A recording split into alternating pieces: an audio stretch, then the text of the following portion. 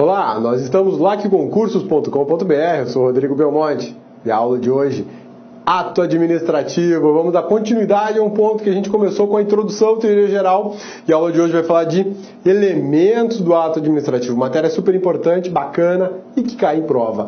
Hoje a gente começa a debulhar a ideia de elementos de ato administrativo. É uma matéria mais técnica, menos conceitual e extremamente importante para a tua preparação de concurso público. Como é que está preparada a aula de hoje? Doutrina, jurisprudência e questões de prova, que vai ser o final de tudo isso, a gente vai ter questão de prova, beleza? Vamos lá?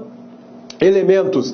Elemento é aquilo que compõe uma estrutura. Quando a gente pensa em elementos do ato administrativo, primeiro precisa entender o que é um elemento. Elemento é algo que compõe uma estrutura. Quando você pensa numa casa, quais são os elementos de composição de uma casa? Você pode pensar no concreto, no aço, no ferro, na brita, na telha, na terra, na tubulação, tudo isso é elemento de uma casa, porque com esses elementos agregados eu construo um objeto maior que é a casa. O ato administrativo não é diferente. O ato administrativo, ele possui elementos de estrutura, elementos que juntos compõem todo um ato. A gente conhece na aula de hoje os elementos do ato administrativo e vai trabalhar um a um até esgotar o assunto, se possível, né? Porque dizem que não é possível esgotar o assunto, e eu concordo até que não seja possível, porque sempre há um questionamento a mais, sempre há uma dúvida, sempre há uma posição não vista, alguma coisa nesse sentido. Mas a parte geral, aquilo que geralmente cai em prova e aquilo que as melhores doutrinas falam, a gente traz para a aula aqui do LAC, para você, meu amigão, minha amigona do LAC, se prepararem muito bem. Vamos lá?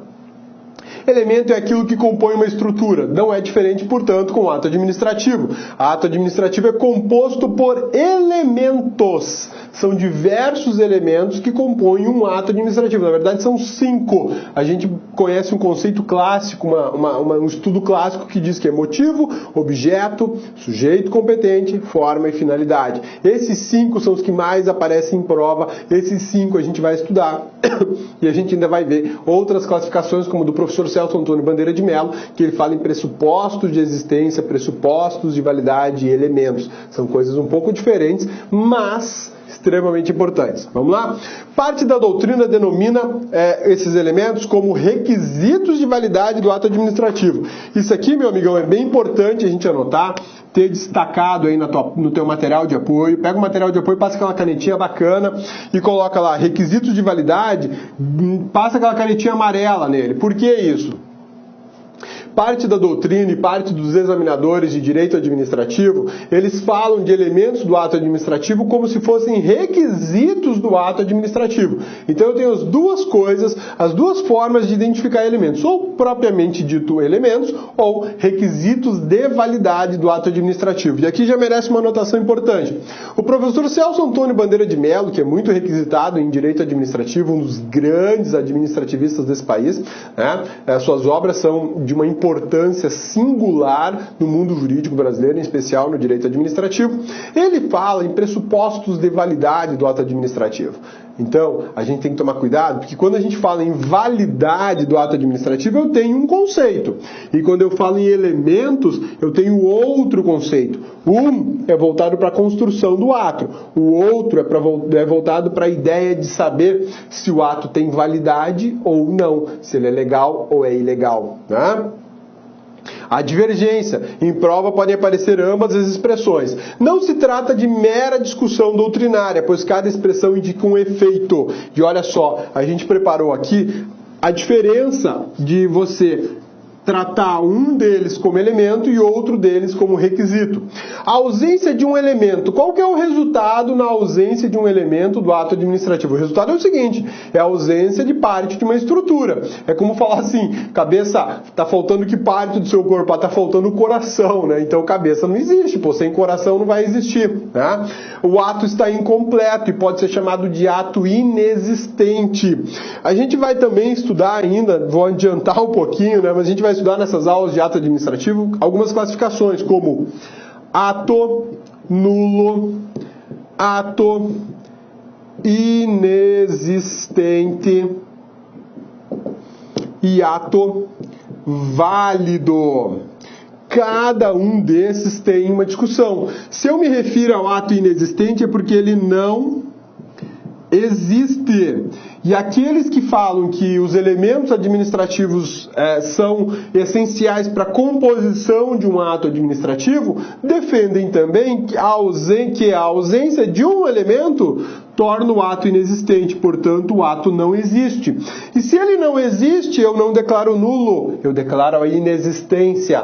Se ele não existe, eu não discuto a validade ou a legalidade. Eu não tenho como discutir a legalidade ou a validade daquilo que não existe. Daí a importância de a gente ter muito cuidado e uma precisão técnica ao se referir ao ato administrativo válido e ao ato administrativo inexistente, a dizer que motivo, objeto, sujeito, forma e finalidade são elementos ou são requisitos de validade. São temas importantes e a gente tem que ter uma noção técnica muito boa para não fazer confusão. Por que isso? Porque o examinador faz a confusão por você. O examinador trata muitas vezes como a mesma coisa. Então não basta eu ler na prova elementos do ato administrativo. Analise a questão e verifique se ele está falando como elemento de composição de estrutura ou se ele está falando como requisito de validade. Porque o ato, se algum requisito de validade do ato administrativo falta, eu reputo o ato como ilegal ou inválido. E eu posso declarar o ato que existe como ato nulo. Apenas se verifica a legalidade daquilo que existe. Então, a diferença aqui é importante e é imperiosa. Eu tenho que destacar. Eu posso falar que elementos do ato administrativo são parte da sua composição, da sua estrutura, e eu posso falar que são requisitos de validade. Ao invés de eu chamar de elementos de composição ou de estrutura, eu chamo de requisitos de validade. Só que validade é análise de legalidade, é análise de saber se o ato é correto ou incorreto. Ao passo que quando eu falo de elementos de composição, estou falando da construção desse ato, eu quero saber se o ato é perfeito ou não. Lembra do ato juridicamente perfeito? Lá do direito constitucional. Quando eu falo em ato jurídico perfeito, lá do artigo 5º da Constituição da República, quando eu falo em ato jurídico perfeito, eu estou falando em duas coisas. Eu estou falando em composição desse ato, e eu estou falando da questão da legalidade do ato, tá? Da legalidade do ato. Ambas estão sempre juntas. E aí, por conta disso, a doutrina de direito administrativo tem dito o seguinte: saiba as duas coisas, saiba o que compõe e o que transforma ele em legal ou ilegal. Porque numa prova de concurso público você pode ter que enfrentar uma discussão que ora é sobre estrutura e ora é sobre validade. Então tenha em mente que elementos do ato administrativo podem ser elementos de composição ou podem ser requisitos de validade do ato administrativo. Quando eu falo em ato juridicamente perfeito, é porque ele foi composto, estruturado por todos os elementos que se exigia na época em que ele foi praticado. E que, na época em que ele foi praticado, ele existe segundo a legislação daquele momento. Portanto, ele é jurídico e perfeito. Ele existe e está correto. Ele gera direitos, como o direito adquirido, por exemplo, né?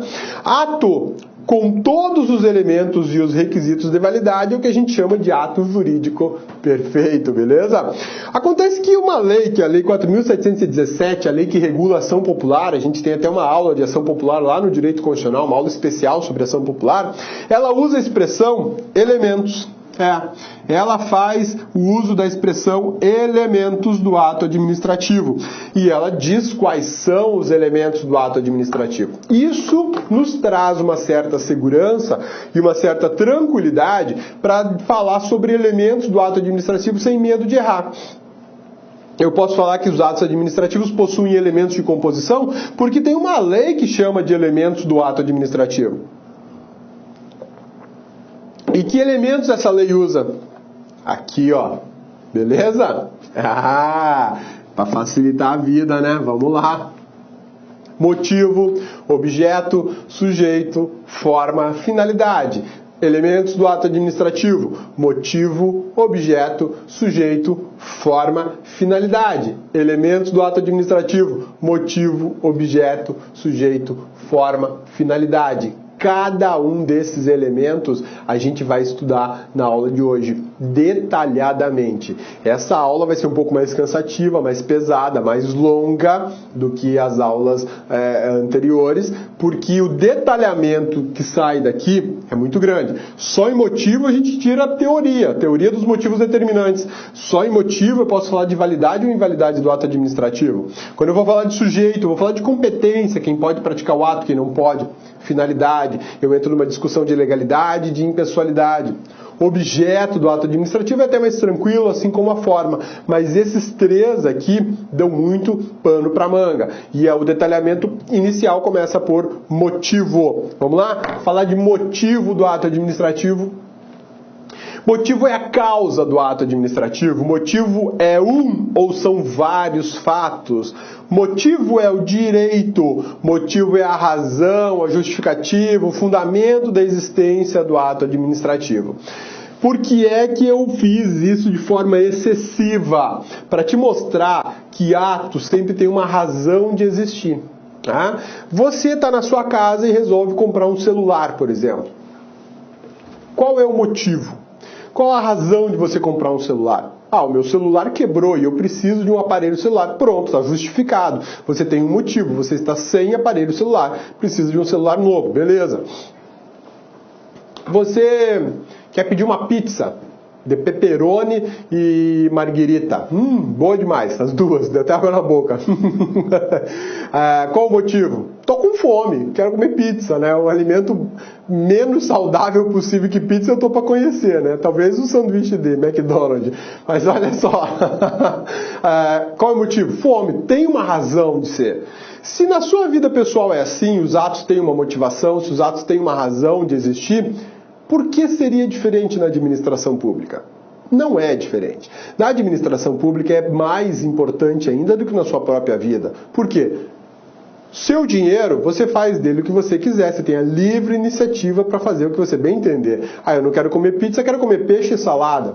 Beleza, tá sussa, o problema é seu, o dinheiro é seu, né? Não, mas eu quero uma pizza de pepperoni com muito azeite, E depois ainda quero um milkshake do Bob's, né? Daquele bem doce que até arde na garganta. O dinheiro é teu. Mas com a administração não funciona assim. Por que não funciona assim? Porque a prática de determinados atos administrativos devem ter uma causa real, verdadeira, um motivo que justifique a prática do ato. E mais, esse motivo tem que corresponder ao que se pretende com aquele ato. Eu não posso me utilizar um motivo qualquer para praticar um ato que visa outra coisa. Por exemplo, eu quero construir um estádio. Tá bom, qual é o motivo? Eu preciso de uma pista de corrida. Você quer construir um estádio e o motivo é uma pista de corrida? Ou melhor, eu quero fazer uma licitação para comprar televisão. Por quê? Porque está faltando computador nas escolas. Peraí, o motivo é a falta de TV, ou melhor, o motivo é a falta de computador e você quer comprar TV? Não. O motivo tem que corresponder à realidade. Eu peço pizza porque eu estou com fome. Eu não vou pedir pizza se eu estou com sede. Né? São situações completamente diferentes. E para a administração não é diverso. Na administração, eu pratico atos administrativos de acordo com o motivo do ato, de acordo com a causa primária desse ato. Causa é aquilo que me diz que o ato pode existir. Exemplo. Vou construir a malha de rede de esgoto da cidade de Cuiabá. Bacana.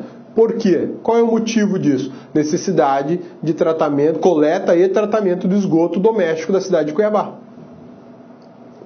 Olá, meus amigos, minhas amigas. E aí, gostou da aula do professor Rodrigão, professor Cabeça?